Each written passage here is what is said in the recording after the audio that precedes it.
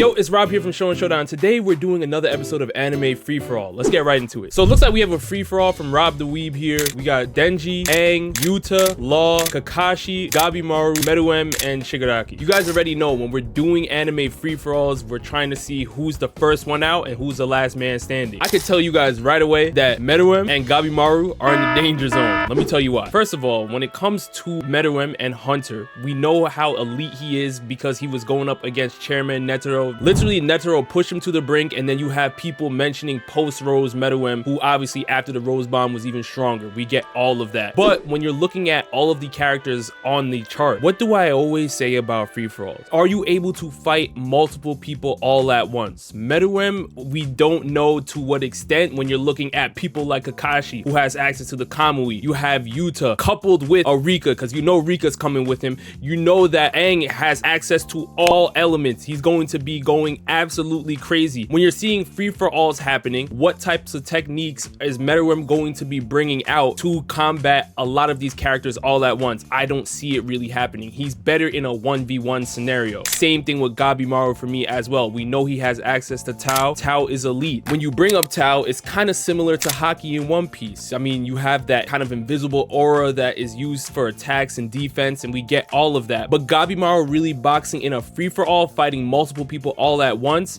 I feel like he's personally better in a 1v1 type scenario. So even though these characters are elite, they are kind of in a danger zone for me right now. I have not decided who's going to be the last one between those two. But as for who is winning, y'all know me. Now the picture is only showing us one Sharingan. If we go off the picture, the story changed. But if we're taking double Mangekyo Sharingan Kakashi, I mean, listen, man, I don't know how many people in here can really contend with him. I mean, you can bring up Law, and I think Law would be a great contender. Law fighting everybody all at once, bringing out the awakened room ability, would be a force to be reckoned with. We get that. Law would actually have the ability to really swap people's souls around. He would be able to remove hearts and all of these things. But the question I have when you're bringing up Law is his stamina. So I don't know necessarily if he would be able to win overall, but he would be probably in the top 3 last for me. Shigaraki's an interesting case. I know a lot of people sleep on the My Hero verse, but you can't sleep on Shigaraki. He literally leveled an entire city in My Hero. He has access to multiple different quirks as well. He's a very, very powerful foe. I'm just looking at DMS Kakashi saying, if he ends up in the Kamui dimension, Shigaraki has nothing to get outside of that. If he ends up in Law's room, if Law is able to switch his heart out with somebody else, if he's able to swap Shigaraki's body into a Gabimaru perhaps or something like that, Shigaraki really does not have an answer for that. Even though Shigaraki, if he lands an attack, if he's able to make contact with somebody, it is pretty much game, set, match. Law's Haki has been shooting up through the roof. We know Kakashi is a master of the Sharingan. Let's not forget that Aang literally can counter Shigaraki in terms of airbending, earthbending, and all these things. He would be a very, very powerful matchup for the likes of Shigaraki. But I do think Shigaraki could give Denji a run for his money, if not even beat Denji, at least early on in Chainsaw Man. If you're looking in towards the manga, I mean, Denji is very, very powerful as well, but Shigaraki is also a very, very powerful foe. I think maybe I could see Shigaraki, Yuta, and Denji kind of being in that 1v1v1 type scenario, but I'm looking towards Kakashi and Law as the last guy standing. It's really between those two. If you're bringing DMS Kakashi into this mix, I can see DMS Kakashi being the last man standing. But if it's only one Sharingan I think it might be Law. I don't know if I want to put Aang in here. The only reason why I say that is because it looks like this is Kid Aang. So even though he's in the Avatar state, even though you could bring up, well, Kyoshi's gonna be popping out, maybe all of these other things would be problematic, I still think having access to the hacks that Kakashi and Law have, Aang doesn't really have an answer for. If you're talking about Shigaraki, he'll be okay. Yuta and Rika. We know Yuta is one of the most powerful curse users in the Jujutsu Kaisen verse. I mean, they literally are comparing him close to Gojo's power level. He is that formidable. But from a hacks perspective, how is Yuta really comparing with Kakashi and Law? I don't see it. So even though he's very, very powerful, I still think he would struggle with the likes of Law because he would have to get in close, whether it's with himself or Rika. When we do know that Law activating the room ability, it pretty much is game over. The only person here that can escape the room ability is Kakashi with the Kamui, and that's probably why I'm probably going to take Kakashi as the last man standing. And for first person out, I mean, that's a toss-up between Gabimaru and Meruem. I think that Meruem has much more Nen than Gabimaru has in Tao. So I think I would probably give the edge to Meruem, and I would probably have Gabimaru being the first person out. But either way, it is very, very close. I know probably manga Denji would be up there as well, but I just look at the Kamui ability and I say, man, it's tough. And I feel like Denji is also better in 1v1 scenarios as well. I just think that when you're looking at Kashi and Law, their abilities are better for fighting multiple people at once. We've seen Law literally use his room ability to switch people around, switch their souls, take their hearts out. He's that lethal. All right, let's move on to the next one. So it looks like we have a nerfed free-for-all here. What if Gojo did not have Infinity? What if Naruto didn't have Kurama? What if Luffy had no Devil Fruit and Goku wasn't a Saiyan? Who would be the first person out and who would be the last man standing? First of all, I feel like we need to find out who got nerfed the most and who got nerfed the least. And I feel like Gojo definitely got nerfed the least. Him not having Infinity is not really the end of the world for him because he still has the 6 eyes. He still has great curse energy techniques outside of that. And they did not take away his domain expansion. As far as I know, he still has access to Unlimited Void. So Gojo is still going to be problematic here. Goku probably took the biggest nerfs here.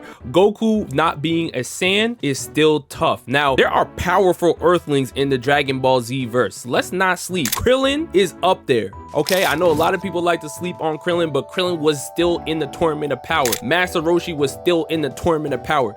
We cannot sleep on the Earthlings overall. They still have some powerful techniques. They can use the Kamehameha wave and things like that. So Goku wouldn't be really down and out overall, but him not having access to his Saiyan abilities would be definitely an issue in this free-for-all. Naruto not having Kurama, Naruto fans not gonna like this, man. Oh, honestly, that might be the biggest nerf. That might be the biggest nerf. Listen, we love Naruto.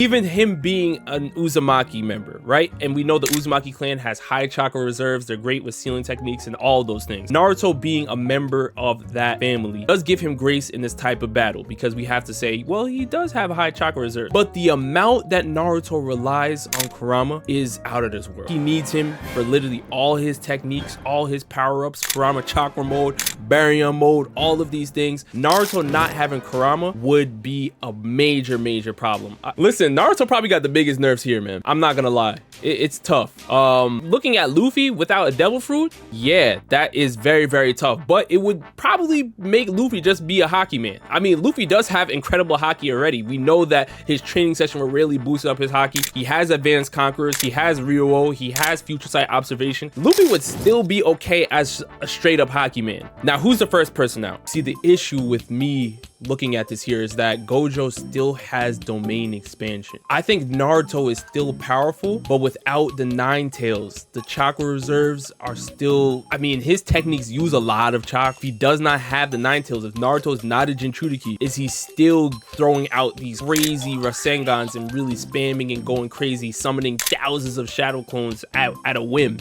I don't know if Naruto is really going to be doing that because he has less chakra available to him. Luffy, on the other hand, he still has insane hockey.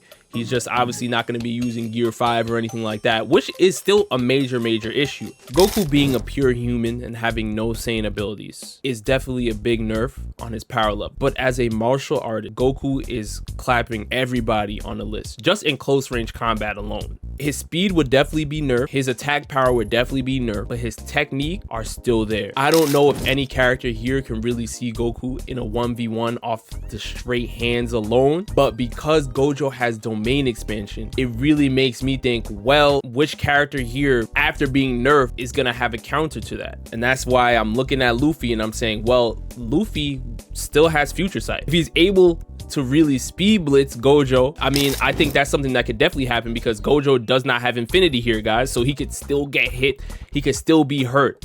Oh man, this is tough, man. Are we really gonna, I think this is situational. Because if Luffy's able to take out Gojo first, Naruto will be safe.